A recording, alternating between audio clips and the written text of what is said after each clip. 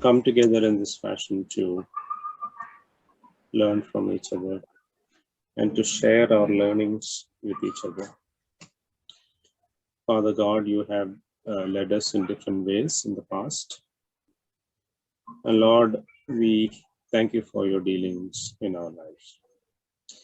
We pray that this sharing will help many who are beginning their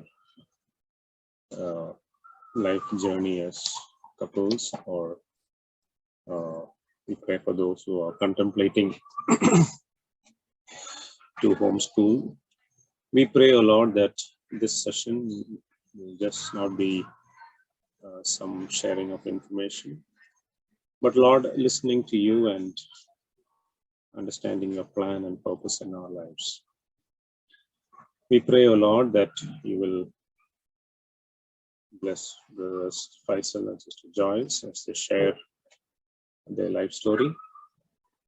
We pray that, Lord, you will guide them, that your Holy Spirit will help them to give the right perspective. And we pray, O Father, that many who are attending will be blessed, and also we pray for those who will be listening to the recordings, that they also will be blessed. We commit this whole session into your hands. We thank you for hearing our prayer. In the name of Jesus Christ, our Lord, we pray. Amen. Hello, everyone, and welcome to this time. My name is Bijo Thomas, and my wife Liji, and we are from Calicut, and we are parents to 5 children. We have 3 girls and 2 boys. Our eldest daughter is 22 years. We've been homeschooling for many years. So today we have the privilege of listening to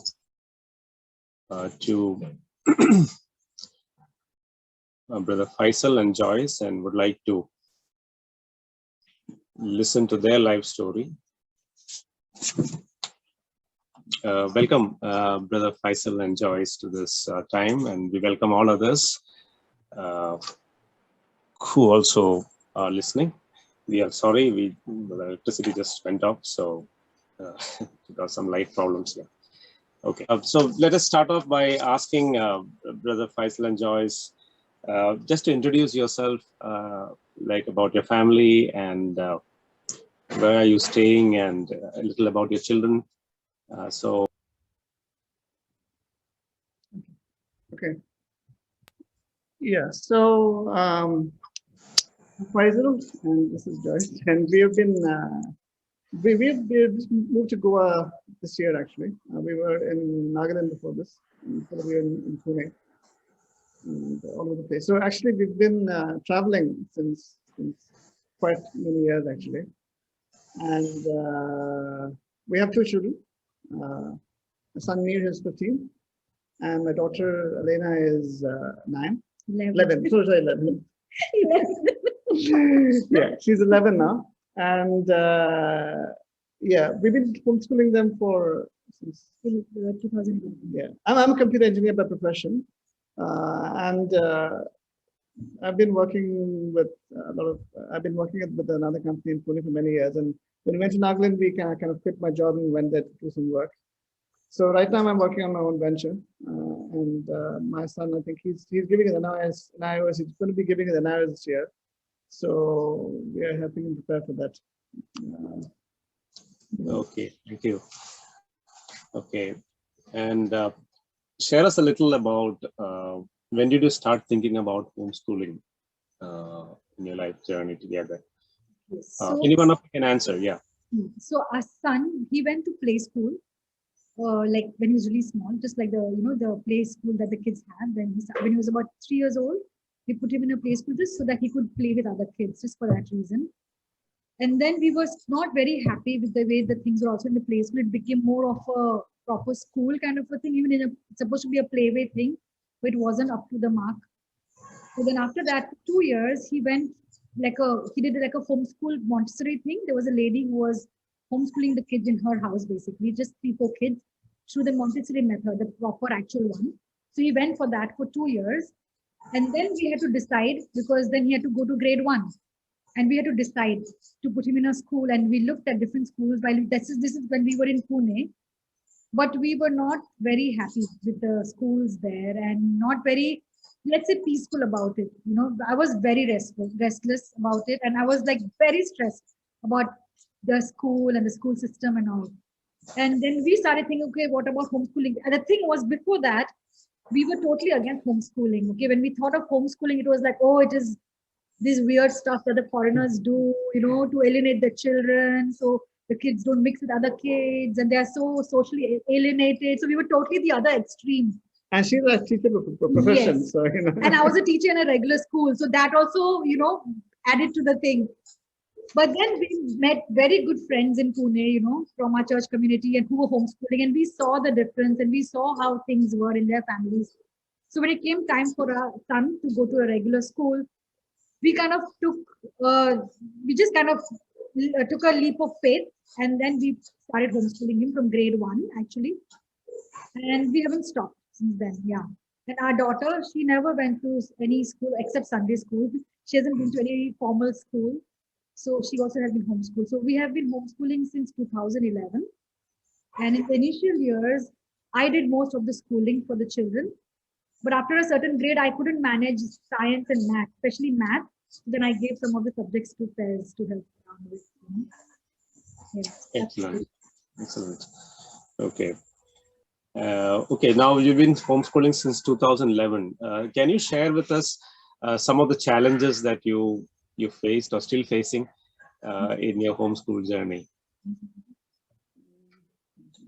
Okay. So initially first the thing was that we are a nuclear family, but we're still close to our families, though we don't live with any of our family members right now. This is the 4 of us, but we still wanted our families to be supportive of it. So initially we were like, I don't know how they would react, kind of thing. But surprisingly, they were very supportive of homeschooling. And my side of the family, everybody is a teacher. My parents, my brothers, my uncles and aunties, like most of them are teachers. And my immediate family was very, very supportive, and so was Fez's family. They have been supportive of homeschooling, so that helped, you know. And for me, the main challenge was to unschool and unlearn a lot of things as a teacher in a regular school, because I was so used to doing few things in certain way, and you know, so I had to unlearn a lot of things initially, and had a very high expectations. My expectations were very different, and I had to kind of, you know, yeah, there was a lot of things that I had to deal with. That was there. And initially we did get this thing of, oh, you're homeschooling your kids, some of the neighbors and some of the friends, out of love. Okay, it was out of concern and love that they would ask, so what if they don't know how to, you know, act socially, or how to be social with kids, or will they be able to learn, and will they be able to merge into the education system later on, whenever you want to, you know, whenever they want to later in future, what would you do then? So we had to just, we're taking a step at a time. We are starting this way, let's see. And initially I was out to kind of convert everybody into homeschooling. I was like, with vengeance, I would give answers and stuff. But slowly along the years, I learned that it doesn't work for every family, and I cannot impose that on others, you know? So I mean, yeah. So then I learned a humble lesson that it's not like, you know, it's not good to do that. And then, yeah, so I learned that it's okay. Everybody has their own way of doing it. But for our family, it works, and it has worked. And we know it is God's plan for our family to homeschool, and we have done that. Okay, good. Did any other homeschooling family influence you by looking at their children or their life? Quite a lot. Many of our friends from Pune, a lot of homeschoolers from there, they did help us initially, and you know, even with curriculum and books and initial month, I remember almost every month I would call this one of my friends who is also homeschooling for years now. Now tell her, I don't think I can do this. I don't think I can do this. And she's like, it's okay. Give it some time. Give it at least a year or two, you know, and trust me, you will be able to do it, you know. And I'd be like, okay. So I almost like every month I would call so discouraged and like, you know, all stressed and all. And she would kind of calm me down and encourage me. So there were quite a few friends that way. I had particularly 2 or 3 friends who I would always call, and, you know, yeah, when I was stressed out. So that really helps. Having like-minded people really helps me. Nice. Did anyone raise the question of socialization? Whether the Many. And how did you respond? So that's what, when I see again, initially, like I used to kind of try to be very defensive and try to say, no, it's okay, and this and that. But then later on, I guess they just saw the difference, you know. So at least what I have noticed is homeschooling kids can get along with any age group.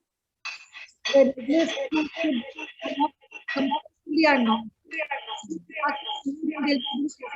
And a 20-year-old and an 80-year-old, you know, it's easy for them because they're so used to a mixed age group, learning wise and everything. So that helps.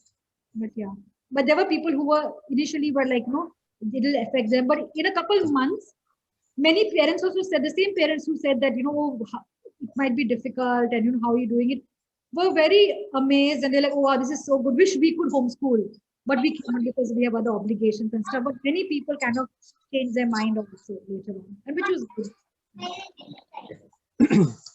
Okay, so when you started to homeschool, what were the options in front of you regarding curriculum and all that? And how did you come to choose this particular curriculum that you're using now?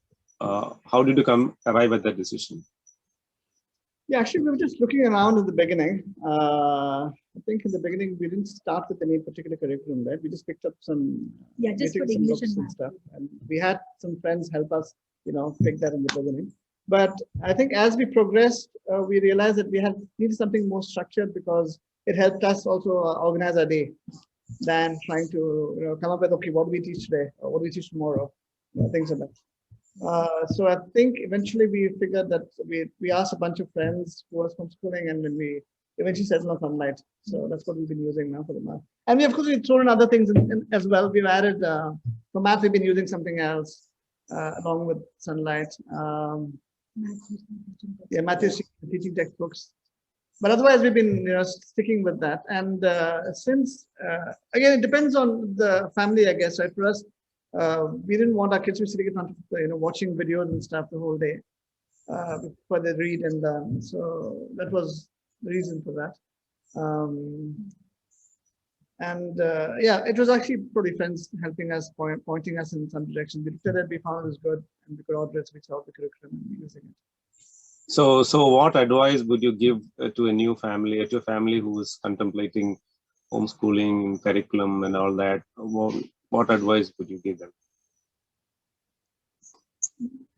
regarding curriculum? I think it depends. For example, some families would want to have the kids attend like a virtual, you know, class with videos and stuff, the classroom setting maybe, like a Becca maybe, like with videos and stuff. Some would prefer that, you know, they spend more time reading to the kids and things like that, right? In the beginning, I was not very involved because I had a 9-to-5 job and I was quite busy. But then eventually, like I had to try, and I found enough time to my work hours became more flexible, so I could, you know, shift my work around and take some time in the morning. So it depends again on families how they're able to, you know, deal with that and how they want to make time and how they want to spend time with the kids also, right?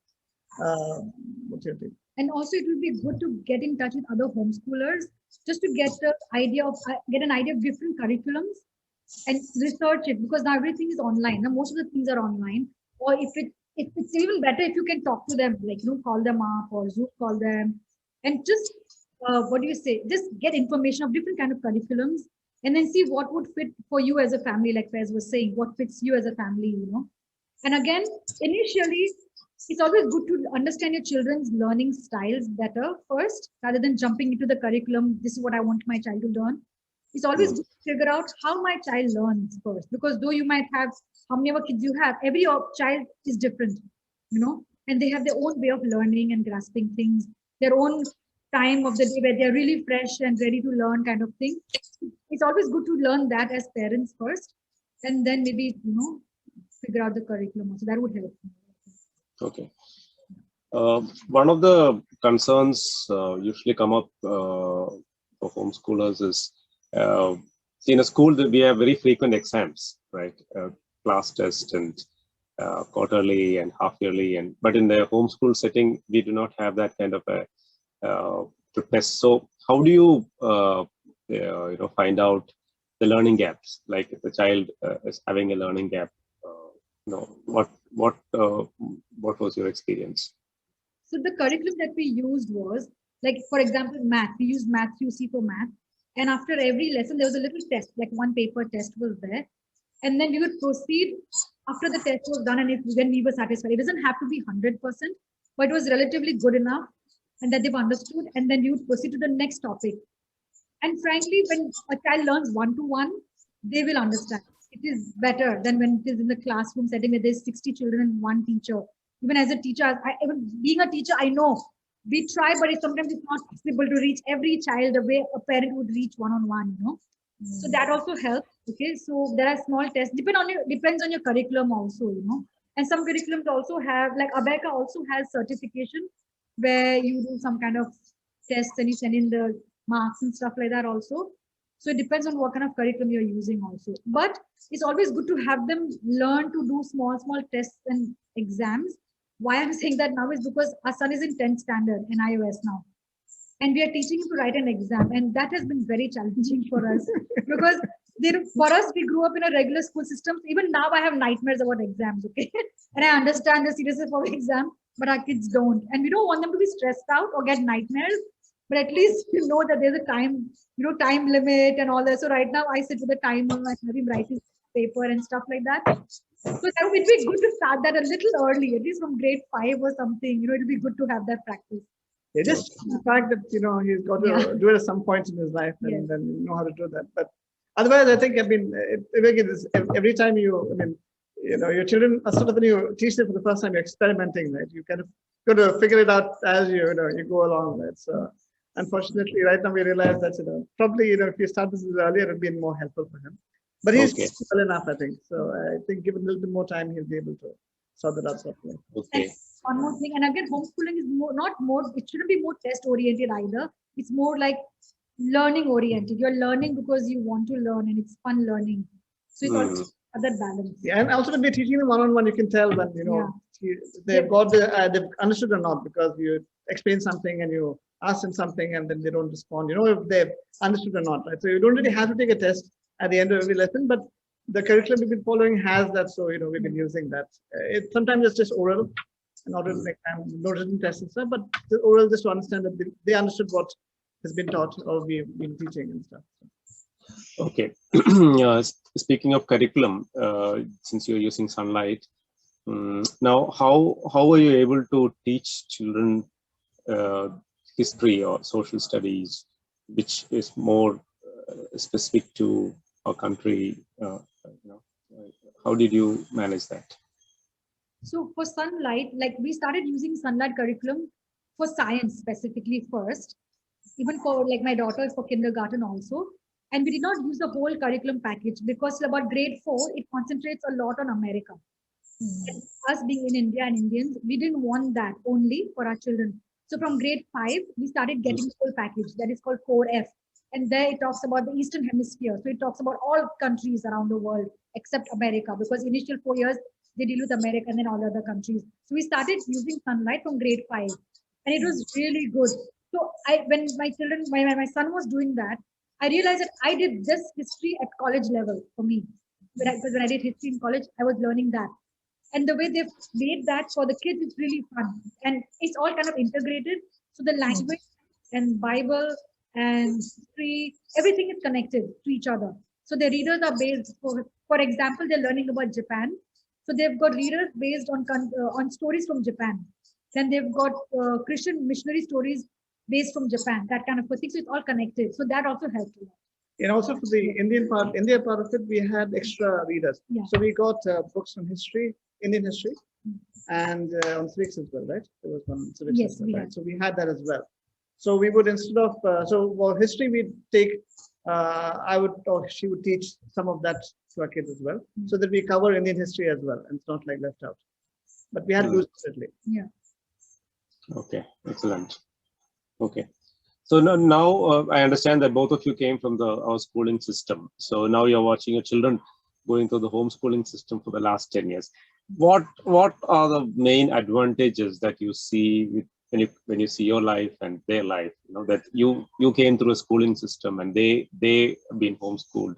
So what can you highlight on those?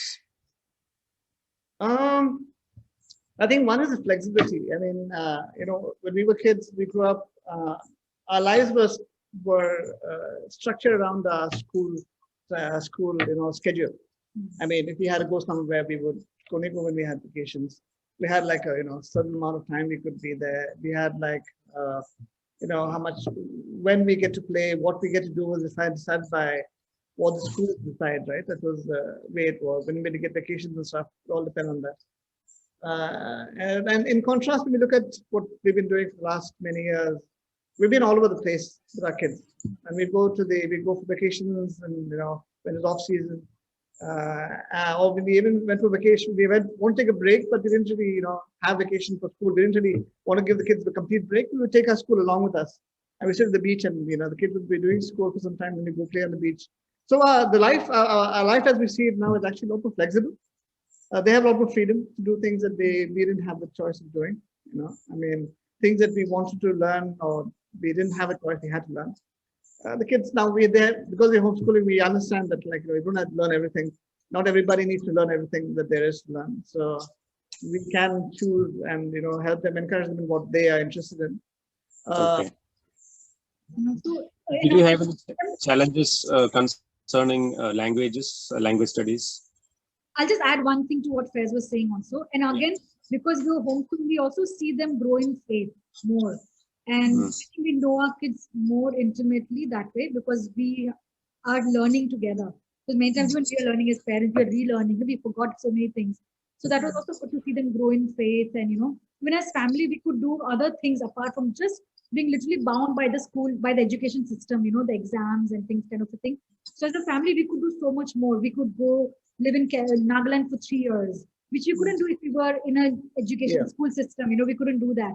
So like I said, we've taken a school to the beach in Goa, to the mountains in Manali. We've done school even there. So we can be doing school anywhere. So that was good. It gave us so much freedom to do that. And, we know our kids more. As a family, we are more close that way, We're more involved with each other. I feel. That's yeah. Okay, since you were homeschooling, did your children take up extracurricular activities like music or sports or any other things like that? Did they have time to pursue that? What is your experience? Yeah, so we've been trying to. So we've always tried to we have at least one extra physical and one extra other activity in our curriculum. So my children, they've learned karate when they were younger. They used to have karate physical, and then they always had music. That's also part of the curriculum. So we'd have someone come and teach them music as well. And now we are here in Goa. They've started swimming, and again, there's music going on. So my kids have learned. My son had learned the piano in the beginning. Now he's playing guitar. My daughter, she's been doing piano for some time now. We want to make sure that they all have at least one physical and one, musical activity always, but apart from the school. But yeah, we hope that will continue as well. But we want to also encourage them to do things like cycling and stuff like that. Now in the lockdown, it's been where we've been is quite okay. We can, the kids can go out cycling and things like that. But yeah, we still want to make sure that we have something like that all the time to keep them occupied as well physically. Okay. Okay. Now, when did you introduce your children to reading? Some children, for example, they may take a little more time in reading or writing and all that. See, in the schooling system, there's a lot of pressure, right? If you don't know how to write, then you can't pass to the next class. So they have this pressure to conform to other students in the class. So what was your experience in that? Like for both your children, were they the same age, or did you see any pressure because other children their age were covering the milestones and your children were not? Did you feel any pressure like that? So for our son, he was, like I said, he was already like kind of homeschooling with somebody else till the age of 6. So by that time, he had already started reading, like simple reading. And so when I started homeschooling properly, he already knew some reading, but I still started with basics with him, just to make sure that I know exactly where he is. And it was fine, but like I said, and that was our first time we were homeschooling and our first child. So I did feel the stress because again, when I started homeschooling, I started with grade 1. And when I was a teacher, I was a teacher for grade 1. So then I was aware of what is expected in grade 1. So that was stressful for me because I was trying to bring him to a certain level, and in certain subjects he was, and in certain he was not. So that got stressful for him and for me both. So then I had to unlearn to kind of not do that. I had to learn not to do that for my child. Just let him be, because his strength is math and not language so much.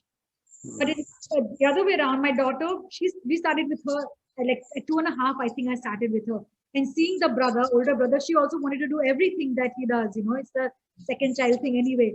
So she started reading way early than he did. And she reads, oh my goodness, she reads a lot. She's a voracious reader. When she was like I was when I was a kid. Yeah. We used to read a lot, right? She reads a lot. So she goes through books like that. Yeah. So if we stop buying books anymore, we only buy electronic books. Yeah, electronic books, because we don't want to spend money on paper and throw it away. She reads once and it's done with, right? It doesn't make sense to do that. So for her, her strength is language, and she's not very keen on math. So then, yeah. Okay. Have your children figured out like what they would like to become when they choose a profession? Not really. It's every age and stage, So once my daughter wanted to be a Sunday school teacher, then she wanted to open a clothes shop in Goa. Then she wanted to become a ballerina. So not yet. Anyway, yeah. And my son wanted to open a sandwich shop, and so different things. But I think they haven't really figured that out yet. Yes. But it's okay. They still have time. So we want them to, even for example, frankly, sometimes even I feel that I haven't figured out what I want to do in life as such. So I think it's okay. Okay. I think he's more inclined towards computers like his father. So, but he's not sure what exactly. But yeah. Okay. Now, in a homeschool setting, most of the time we need information from the internet. So the children, need to be with the computer, internet, and all that. So how do you regulate and what do you do that make sure that they are within limits and So all the gadgets we have are locked down. I mean, they are parental controlled. They all have parental control on them. So even browsers and stuff, I have to explicitly allow them permission to go on specific sites before they can access it. If they want something, they'll tell me, and I will allow them to go. They'll allow it to be, the parental control setting. So in that sense, what did you mean, Dada? What is it? That sense, we know exactly what they're doing with it. Even they have a phone now that they can use for classes and things like that. But that's also locked down. I mean, it's like completely locked down. Only they have time limits on certain applications if they want to chat with friends and stuff. And the browser and stuff is completely locked down. So I mean, it's just that I know that as kids, you have the freedom, they will do whatever they want to do. And we have just as parents take care that they don't expose to things that they don't need to know about it. At what age do you recommend to give mobile phones to your children? But I don't think so. They're 18. I mean, they've got to. My kids, we've told them, you turn 18, you get your own device and you use it. Otherwise, they have a phone to use for their school, and that's just when they're going cycling somewhere. I can track where they are. If they have an emergency, they can call. Or if we're out of the house, we have to go somewhere and they're at home and they need something, or there's an emergency at home, they can call us. Otherwise, no, they don't have their own devices that way. For music, it's okay. I mean, I want to get them something they can listen to with music and stuff. But again, it has to be monitored. I mean, it has to be parental control, and that's important, so that you know what your kid's listening to, you know what they're watching, you know what they're reading. So I think as parents, it's a responsibility to make sure that they're exposed to media that's appropriate for them. And just not open for all, because it's very easy to get swayed. It's very easy to get influenced by things that you read and listen and watch and things like that. So. And even the phone that they have now, we bought it just last month for them. Again, what he said, the reason being because now we are in Goa. Sometimes my husband and I go out to buy some stuff, so we are gone for half an hour, 1 hour or something. And we don't have a landline, so we just got the phone in case they need to call for something. That reason, or when they go, like he said, when they go cycling outside and if there's some emergency, they can just for that. It's not there. We just call it the home phone. We don't even call it there. So yeah. And this homeschooling experience, how well has it helped in your family bonding? Well, I think for certain, I can say that I'm closer to my kids are close. We are closer as a family than we were with when we were growing up as kids and our parents. Right? I mean, I think that they know us better. We know them better than I know my parents, and the parents know me. Right. So I think as a family, that's been very, very it's been very good for a family. That's in that sense. Okay. Is there any subjects that your children doesn't like? They don't like. Like my Yeah. daughter with math, I mean, she likes it, but she has this mental, what do you say, mental block sometimes, like, oh, I don't want it, or I don't want to do it, or something like that. And for my son, it's writing, language, so it's like that. And Hindi, I wanted them to learn Hindi because again, we are Indians and I want them to learn at least a second language. So I do teach them Hindi a bit. My son doesn't do any other second language right now, but till last year he was, and my daughter does Hindi. So I teach them a little bit of Hindi. But I think it's okay, yeah. But there's nothing that they don't like as such, not the subject that they dislike as such. Yeah. Oh. They have their moments, but yeah. Yeah, I mean, that's expected. Okay. And just because, Brother Faisal, you're working as a dad, and I know you're quite busy with your work and all that. How do you find time to spare with, to spend time with the kids? What's your advice to new homeschooling dads, like who are really busy in the professional setup? Yeah, yeah. So given the fact that I was a computer engineer, I just said, I mean, my work was not allowed me the flexibility. Actually, in the beginning, I was part of the startup. I mean, our company was very small, so I didn't have time. I mean, it was just I was called in the middle of the night as well. It was just very, very busy. When we hired more people and we had more people on the team, I had more free time. I mean, my schedule was more flexible. So then I was able to move I would go to office at 11 o'clock or 10 o'clock and spend time in the morning, like 7 or 8 o'clock, and start with the kids and go on for an hour or so. And then I would go to work. I had the flexibility for doing that. I know everybody can't do that, but I think you could probably move things around if you could. Maybe teach them in the evening after you get back from work or something like that.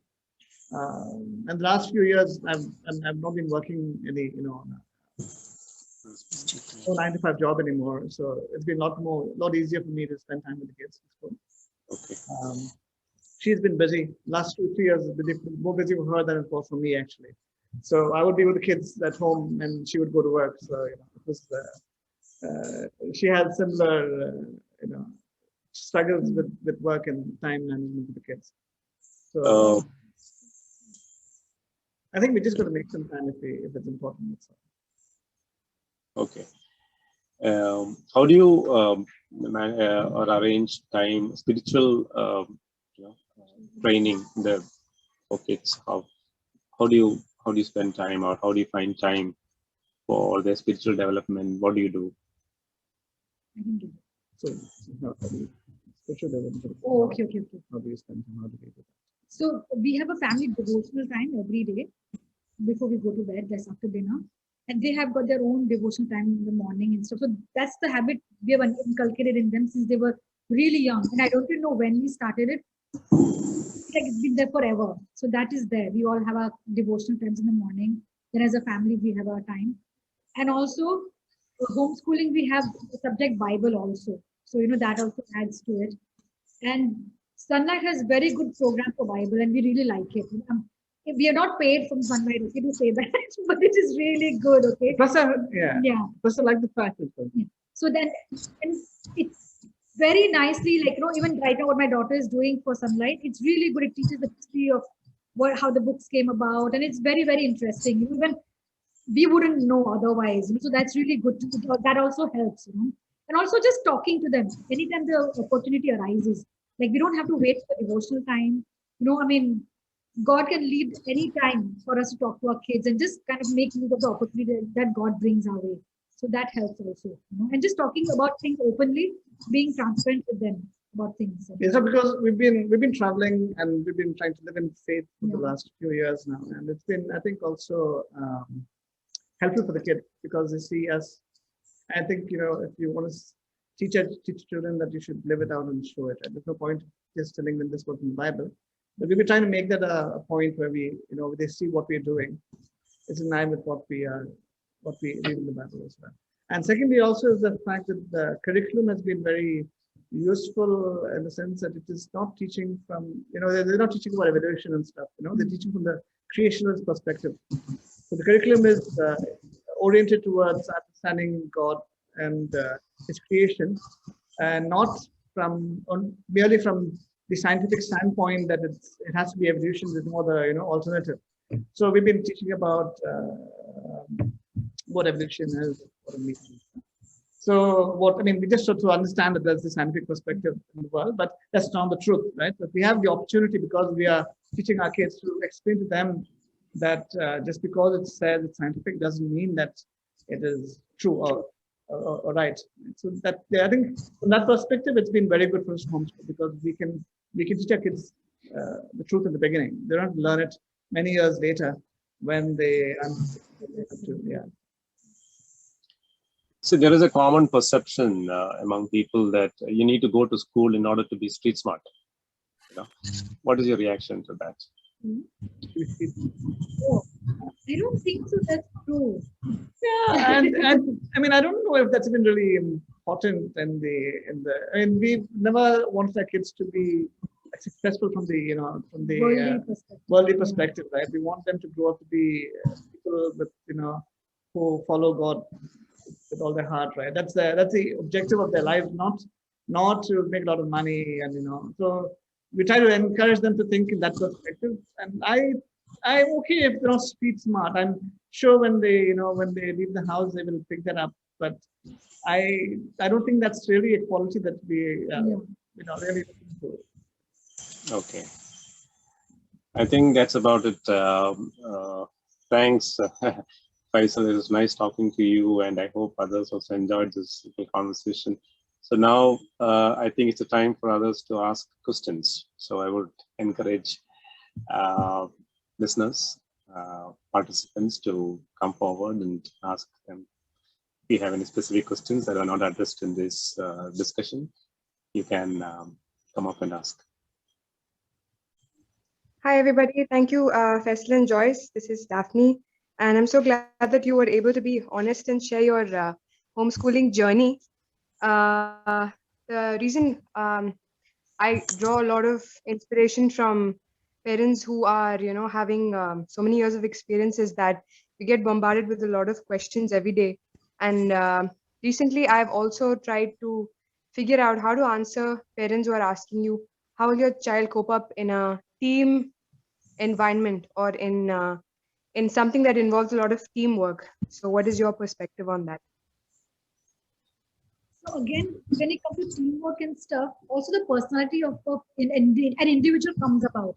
Some people are naturally, team oriented, and some people naturally they like to work on their own. So that also shows up. And again, when it comes to team building and socializing, when parents say that, it's always good to answer honestly. Again, like I said earlier, I see always trying to say, okay, what I'm saying is correct and this is the right way of going about it. And everybody in the world to homeschool and that kind of a thing. But you can just very politely tell them as of now, this works for our family, and the way it is for us, it works right now. It may not always work for all the families, but for us right now, it works. That's how it is. And I think when because the kids, they tend to, they have friends they go to play with, wherever we stayed, we always have friends around that they play with and stuff. So I think that the dynamic of kids, figuring that out and, playing as a group and taking turns and playing fair and all of that stuff, right? All falls into place at some point when they interact with kids, right? The age and things like that. And also because of the fact that they have a lot of exposure to different ages, because they have friends over and things like that, and they speak to them as they would speak to peers, not as they would speak to an elder and things like that. They have that I think is sort of important, and it's sort of nice for the kids because they're able to relate to everybody, right? So I think even when we have game nights and stuff like that, right, and so they're comfortable with everybody, all age groups all around us. So I think that's not a bad thing, actually. Thank you. We have a question. When we teach our children non-Indian curriculum, yeah, you can read from the chat, right? Yeah. So till about last year, we were using Sunlight, which is American curriculum, along with a little bit other things, So now our son is switched to NIOS, and it was possible because he stopped Sunlight. and then he switched to studying NIOS, and it was very doable. We didn't see any hiccups in that. Yeah, except for the Yeah. fact that he's got to study for exams. I Yeah, think apart from just- that, yeah. it's just the material and stuff is all right because again, he's used to reading from books and teaching himself most of the time. Most of the kids, I mean, after they reach a certain age, they're basically teaching themselves. They're just helping them along when they, start or if there's something that needs to be explained, right? Otherwise, again, even for the NIOS curriculum, he's been teaching himself most of the time. Some things we had to get help with math and things like that. But otherwise, I think it's been all right. For science, I can help him where possible. And it is again because it's just learning, and it's a way that I think they're sort of prepared to do that when they go to college. Again, just learn, you're teaching yourself when you get to college as well. Right? So I don't think it's too difficult to do that. I think there's another question also in the chat. That's very,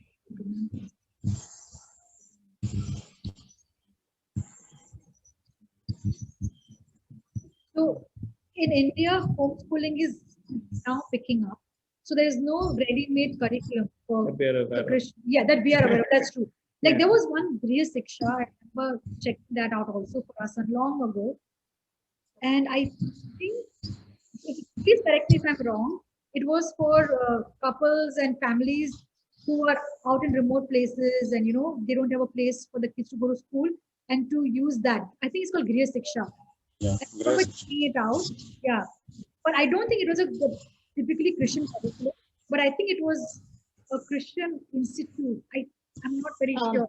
If I may add here, Griha Shiksha is only from KG to 3, class 3. Okay. So they prepare the child for entering into a normal Indian curriculum in class 4. Okay. Yeah. So we are not aware of any Indian curriculum that way, which is catering to schoolers. So we know of some parents who have just taken like books of a particular grade and they're teaching the children. So that can be done. And then you can add on other things like you can have your own Bible curriculum and add things. Because nowadays there's so much available online also actually. So you can do that. and One of the that's it. I think that if you look at the long term, if you have more than one child, Yeah. and you look at the amount you're going to spend on schooling them, each year, you can, and also the math. I think for us, it worked out that homeschooling is cheaper than sending them to regular school. And we could reuse the same material with the second child, but we had.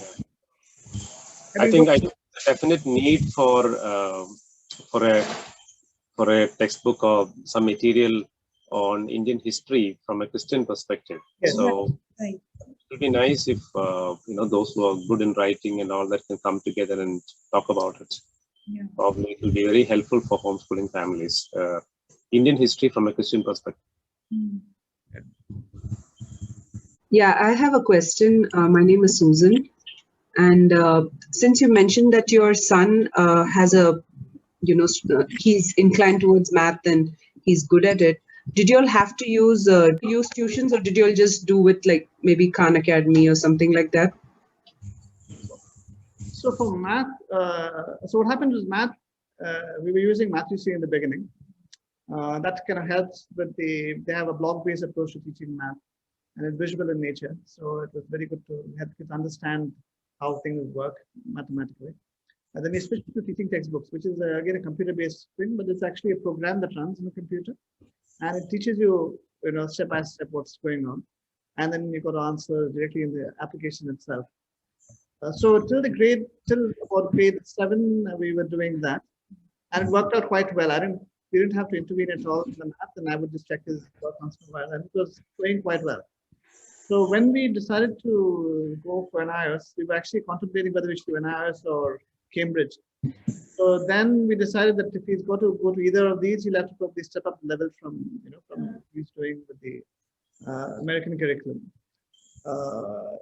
And that's when I started teaching him math. We started Singapore math actually, and people went about halfway through it before we realized that that the Cambridge is going to be very difficult for him to sort out because of the time constraint we had with him to spend time with him, because we were both very busy at that point, and also the fact that he wasn't that interested. NIOS. And when we got to NIOS, we realized that some of the material is good, but sometimes there's not enough background information, or there's not enough explanation for some problems that they have in the book.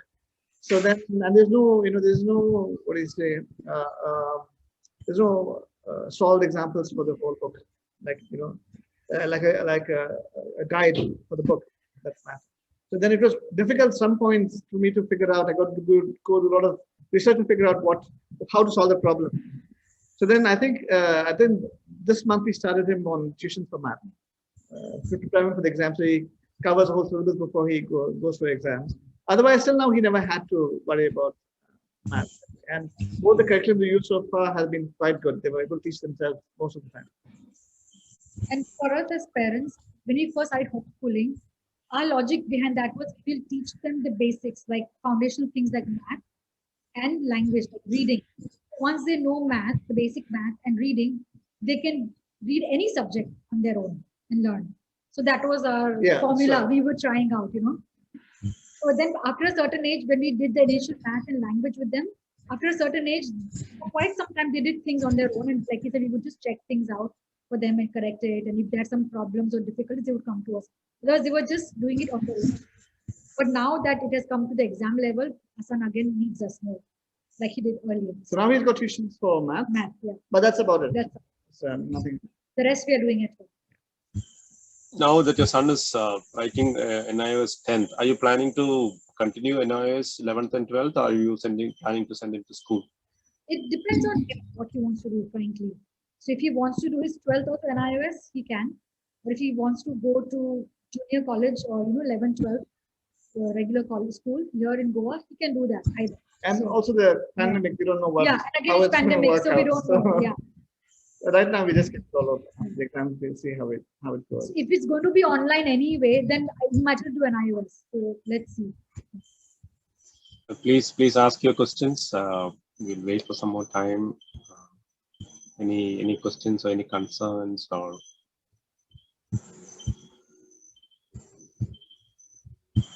Yeah, please feel free to ask. I mean, it's okay. Because I know how much we needed help. I needed help in the beginning. It's okay. Any question. No question is a silly question. Questions are good. So please ask. Okay. If we can help in any way, we will.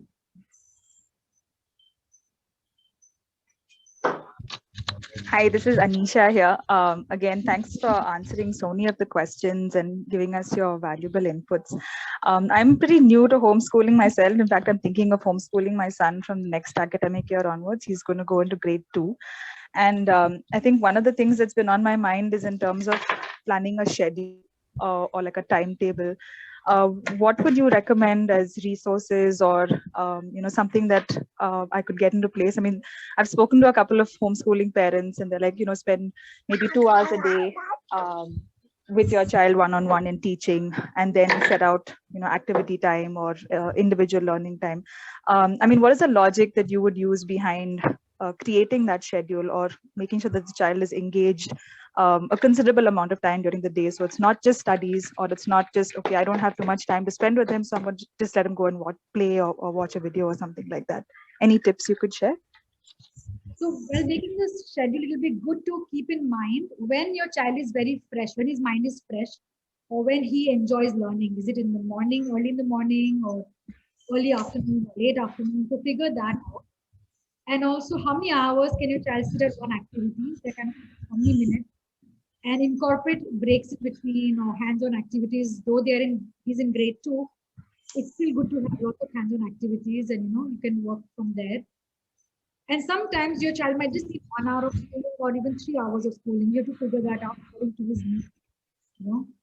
And even things like putting dishes away or doing some dishes, that can be a part of homeschooling. So for us, that was also there. Because we didn't want our kids to be the kind of kids, or I didn't want to be the kind of mother who would pick up after the kids, everything. And so we wanted our children to learn to be self-sufficient and independent. So even things like folding their own laundry or cleaning their room, picking up their toys, washing their own plate, those kind of things were also part of schooling. So all that can become your whole learning experience throughout the day. And from a subject perspective, maybe you can do certain subjects like math and language in the beginning, or start with reading. So what I did for my kids was the first few, about half an hour, we would just spend time singing songs and, doing some Bible together. And I had a little curriculum that I had made up for the Bible initially through one of the websites. I can give it to you later on if you want. And I would follow that, and we would do the Bible subject together. With both my kids, I would do it together. And then they would split doing their own thing also. So it was all trial and error. Try out different things and figure out what works best for your child and for your family, actually, and even for you personally, And it doesn't matter if Yeah. you don't get it right the first time. It's not like they're losing out on spending time with you or learning.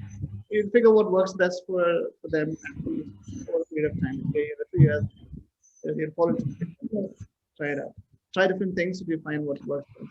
Yeah, give yourself at least a year or so to kind of fall into the routine and figure out things. But I did have a very strict timetable initially when I first started homeschooling, and I had to throw it off because it didn't work. It was just too many things happening. It was like a school timetable. It didn't work. For my son, it didn't work. So yeah. But you try different things, and like, but even now, that said, my son still works better with a timetable, like a do this. And he works that. He's like me. He works with takes things off. But my daughter, the other way around, she's very happy doing whatever, whenever. When my son would sit at a desk, or sit in one place and study, my daughter will be like lying on the floor and studying. So it's like different for both of them. So give your child space to kind of be himself and learn, unless it is disturbing others or something. But yeah, I think that is okay. I hope that answers your question. So while we were in Pune, we did that. We used to have walk classes. While we were in Pune, we did that. So yes, Pune has a very big homeschoolers. Even Bangalore has a group of homeschoolers, so you can get in touch with them and But yeah, Be a part of given the way things are, you Yeah, can, but I mean, I right think now, yes. life is different now than it used to be maybe a few years ago. Yeah. So while in Pune, we were able to do that. Plus, also we were involved a lot in church activities. So I think they had all of their activities coming from the church work that we were involved in, Sunday school and the outreach programs and stuff. Then while we were in Nagaland, we were helping run an inclusive school for the special needs children and all. And we were living on campus, and we had a few hostels. So then they were involved in that sense. And because I was the principal at the school, I was in the office and managing the teachers and kids and all. So I had put my kids in the class for Hindi and for craft and during assembly time. So that also, and during lunch breaks, they were together with the kids. So by God's grace, they had enough activity with other kids. They have had enough activities from the beginning. Or when they went for their karate classes, they had other friends with and things like that. So that has worked. And sometimes, like you said, there are no families around. So even in your neighborhood, maybe you can come up with some activities with your children. Like I remember having Easter parties and Christmas parties, or like they would come over to play at home, and we play games together with the kids, and so that itself though it's not so like typically educational kind of a thing, but that itself will become a good experience for the children who are homeschooled, whether they have kids over to play and that kind of a thing, having a movie night and cooking together or baking together, things like that with other kids. Okay, thanks, Faisal, Sister Joyce. Thanks for sharing your experience, and we hope this, especially the new those who are aspiring homeschoolers, will be able to get more inspiration from you in the coming days. Please guide them, help them. Okay, thank you very much for your time. Thanks for the opportunity. I don't know how much it has helped, but I hope it has, like, if this even from us, I hope others will learn. So yeah. Good. So there's another homeschooling family. Vinod is in this. Has come. I would request Vinod to close in prayer, please. Father Lord, we thank you for this time, O Master. We thank you, O Lord, for all the good things that you do in our life. We thank you for the joy of salvation, O Master. We thank you, O Lord, that you've helped us to come to a place where we can know you, O Master, know you intimately. And that is all that is needed for us to live this life, O Lord, to know you, O Lord. Not just the power of the resurrection, but also the fellowship of suffering, O Master. Father, Lord, even as we've discussed some of these things about homeschooling, O Lord, help each one of us to understand, O Lord, that the greatest thing that we can do to our children is to help them know about you, O Lord. There is nothing greater than that, because in you there is wisdom, in you there is logic and joy and happiness, O Master. So help us to model you, O Lord, in our marriages, O Lord, in our parenting, O Lord, in everything that we do, O Master. Because if we miss that, O Lord, we miss everything, O Master. So help us to be wise, O Master, and help us to redeem the time, O Master. Father, Lord, we pray for everybody who's listening. We pray, O Lord, that you will strengthen us to be led by your Spirit. We live in perilous times. We live in days which are evil, and we need so much of your wisdom, O Master. So help us, O Master. We thank you, O Lord. We bless your holy name. And in the most wonderful name of our Lord Jesus Christ, we pray. Amen.